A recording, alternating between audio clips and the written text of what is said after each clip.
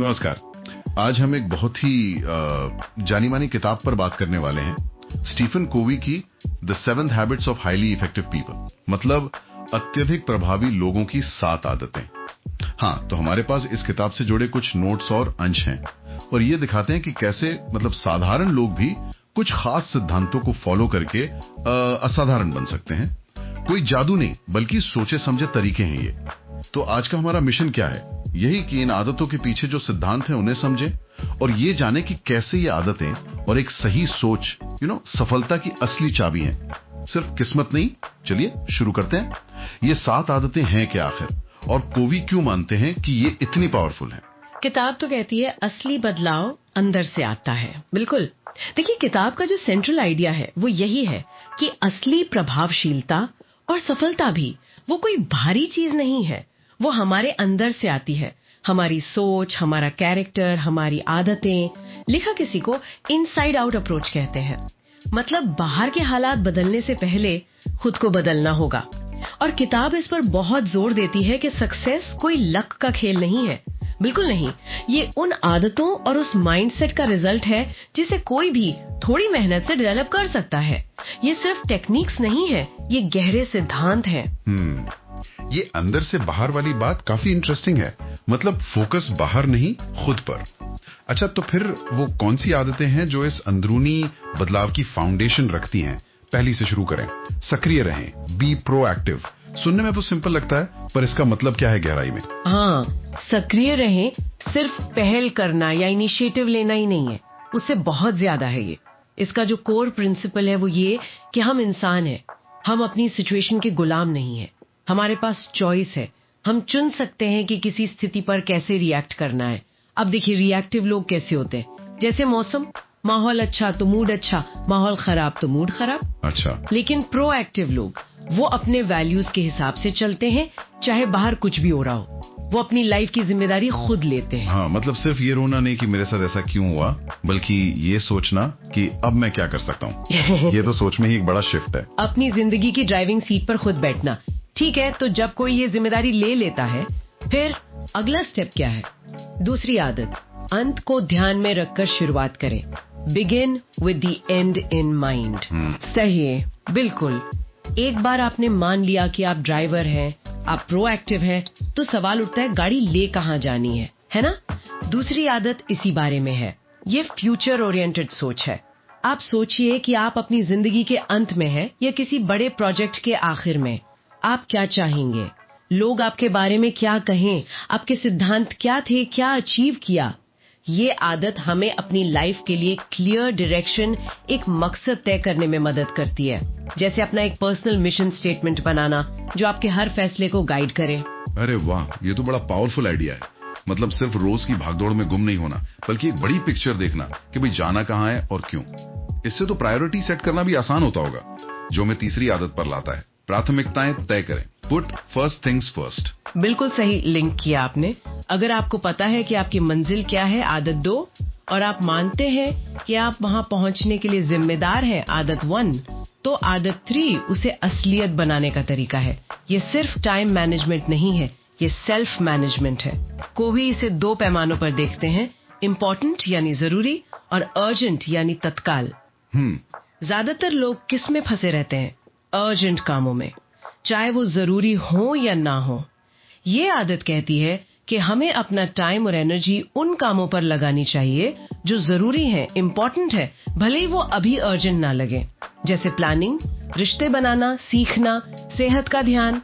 ये वो चीजें हैं जो लॉन्ग रन में सबसे ज्यादा मैटर करती हैं। हाँ, ये जरूरी और तत्काल वाला फर्क ये समझना बहुत जरूरी है। अक्सर जो चीज ज्यादा शोर मचाती है, मतलब जो अर्जेंट होती है, हम उसी पर ध्यान देते हैं, भले ही वो लॉन्ग टर्म में इम्पोर्टेंट ना हो। अच्छा, तो ये पहली 3 आदतें, ये तो काफी हद तक पर्सनल डेवलपमेंट पर फोकस करती हुई लग रही हैं। इन्हें कोवी प्राइवेट विक्ट्री कहते हैं। सही? एकदम सही।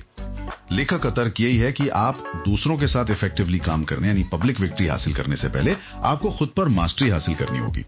ये पहली 3 आदतें सेल्फ डिसिप्लिन, कैरेक्टर और अंदरूनी संतुलन की नींव रखती हैं। इनके बिना बाहरी सफलता या तो खोखली होगी या टिकेगी नहीं। ये बात समझ आती है। पहले खुद को संभालें, फिर दूसरों के साथ बेहतर तरीके से जुड़ें। तो अब हम पब्लिक विक्ट्री वाली आदतों की तरफ चलें। चौथी आदत है जीत जीत की सोचें, थिंक विन विन। आज की दुनिया में जहां इतना कंपटीशन है, ये थोड़ा ज्यादा आदर्शवादी नहीं लगता? देखिए, ये एक बहुत ही, मैं कहूंगी, जरूरी मानसिकता है। विन विन सिर्फ कोई टेक्निक नहीं है, ये ह्यूमन इंटरैक्शन की फिलॉसफी है। कोवी कहते हैं कि लाइफ में ज्यादातर चीजें कोऑपरेशन पर चलती हैं, कंपटीशन पर नहीं। विन विन का मतलब है ऐसे सॉल्यूशन ढूंढना जिनसे जुड़े हुए सभी लोगों को फायदा हो। ये सोच इस यकीन पर आधारित है कि दुनिया में सबके लिए काफी मौके और रिसोर्सेज हैं। इसे वो अबंडेंस मेंटालिटी कहते हैं। अच्छा, अबंडेंस मेंटालिटी। हाँ, बजाय इसके कि ये सोचना कि किसी एक की जीत तभी होगी जब दूसरा हारेगा, वो स्कैरसिटी मेंटालिटी है। अब विन विन के लिए क्या चाहिए? हिम्मत चाहिए अपनी बात रखने की, और विचारशीलता भी दूसरे की जरूरत समझने की। दोनों का बैलेंस सबके लिए पर्याप्त है। ये वाकई एक अलग नजरिया है, खासकर जब हमें अक्सर लगता है कि चीजें लिमिटेड हैं। तो इस विन विन सोच को प्रैक्टिस में लाने के लिए शायद अगली आदत बहुत जरूरी हो जाती है। पहले समझने की कोशिश करें, फिर समझे जाने की। Seek first to understand, then to be understood. बिल्कुल, ये इफेक्टिव कम्युनिकेशन का, आप कह सकती हैं, दिल है। कोवी इसे इंटरपर्सनल रिलेशनशिप्स के लिए सबसे जरूरी आदत भी मानते हैं। हम में से ज्यादातर लोग सुनते क्यों हैं? इसलिए नहीं कि समझें, बल्कि इसलिए कि जवाब दे सकें। हाँ, ये तो होता है। हम अपनी बात कहने, अपना तर्क देने, अपनी सलाह देने की जल्दी में रहते हैं।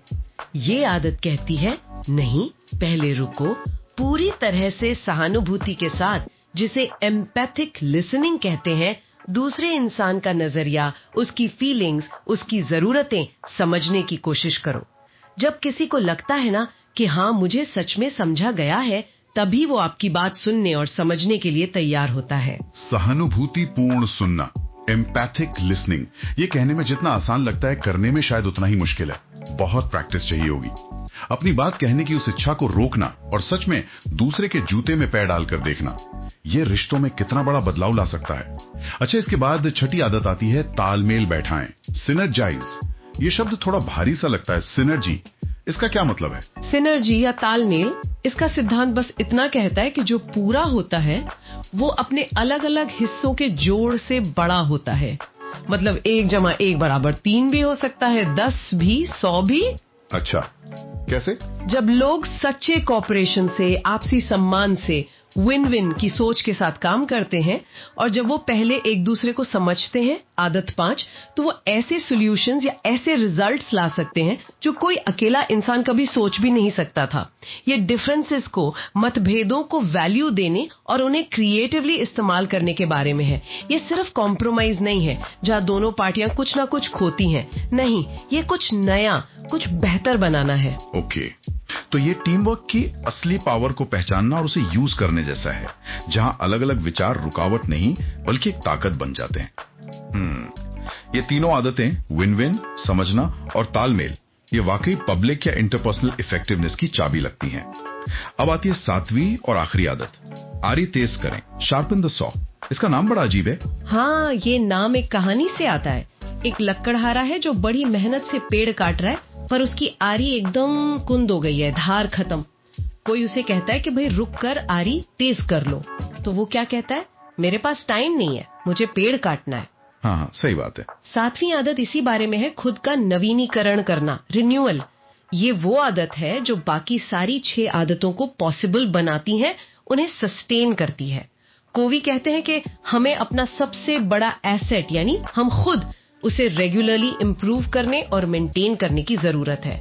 इसके 4 जरूरी डायमेंशन हैं: physical, exercise, nutrition, rest; mental, पढ़ना, सीखना, सोचना; सोशल इमोशनल, रिश्ते बनाना, दूसरों की सेवा, सहानुभूति; और स्पिरिचुअल, अपने वैल्यूज को क्लियर करना, नेचर में टाइम बिताना, मेडिटेशन। मतलब ये नहीं कि बस काम करते रहो, बल्कि रेगुलरली रुक कर खुद को रिचार्ज करो, अपग्रेड करो, ताकि हम लंबे समय तक इफेक्टिव बने रह सकें।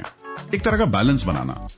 तो अगर हम देखें संक्षेप में, ये 7 आदतें एक पूरा सिस्टम लगती हैं। पहले खुद पर काम, फिर दूसरों के साथ इफेक्टिवली जुड़ना, और फिर लगातार खुद को बेहतर बनाते रहना। बिल्कुल सही कहा आपने।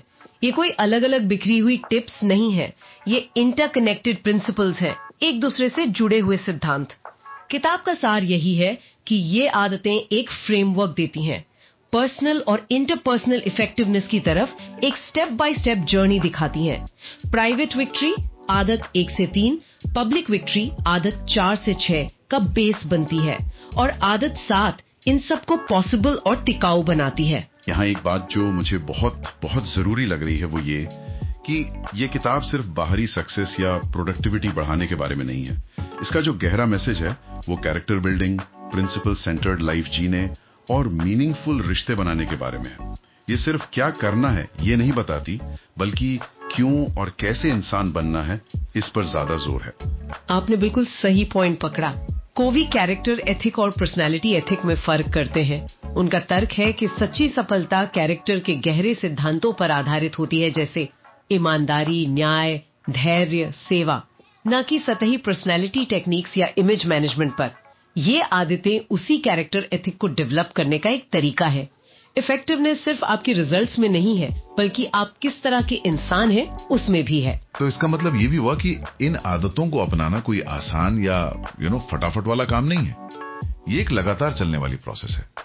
इसमें लगातार कोशिश, सेल्फ अवेयरनेस और प्रैक्टिस की जरूरत है। किताब शायद यही संदेश देती है कि बदलाव मुमकिन है, पर कमिटमेंट चाहिए। हाँ बिल्कुल, ये कोई मैजिक वॉन्ड नहीं है, ये एक सफर है। लेखक ये साफ करते हैं कि ये प्रिंसिपल्स हैं, सिद्धांत, और सिद्धांत हमेशा काम करते हैं, चाहे हम माने या ना माने, जैसे ग्रेविटी। इन आदतों को समझना पहला कदम है, लेकिन असली बदलाव तब आता है जब हम इन्हें अपनी लाइफ में उतारते हैं, अपनी सोच और अपने बिहेवियर का हिस्सा बनाते हैं। ये लगातार सीखने और सुधारने की प्रक्रिया है। तो कुल मिलाकर ये किताब हमें एक बहुत पावरफुल फ्रेमवर्क देती है, ये समझने के लिए कि कैसे हम ज्यादा इफेक्टिव, ज्यादा बैलेंस्ड और उद्देश्यपूर्ण जिंदगी जी सकते हैं। ये हमें याद दिलाती है कि हमारी सफलता और हमारी खुशी काफी हद तक हमारे अपने चॉइसेस और आदतों पर निर्भर करती है, बाहरी सिचुएशंस पर कम। आदतों और चरित्र से बनती है, किस्मत या शॉर्टकट से नहीं। ये सिद्धांत पर्सनल ग्रोथ के लिए एक भरोसेमंद कंपास की तरह है, और जाते जाते इस सारी बातचीत के आधार पर सोचने के लिए एक विचार छोड़ जाते हैं। किताब कहती है कि ये सातों आदतें मिलकर काम करती हैं और साधारण लोगों को असाधारण बना सकती हैं। लेकिन अगर किसी को शुरुआत करनी हो, सिर्फ एक आदत पर फोकस करना हो, तो आपको क्या लगता है वो कौन सी एक आदत हो सकती है जिसमें किसी इंसान की जिंदगी में सबसे बड़ा, सबसे फंडामेंटल बदलाव लाने की ताकत हो? किस आदत का असर सबसे गहरा हो सकता है? ये सोचने वाली बात है कि शुरुआत कहाँ से करना सबसे ज्यादा असरदार हो सकता है।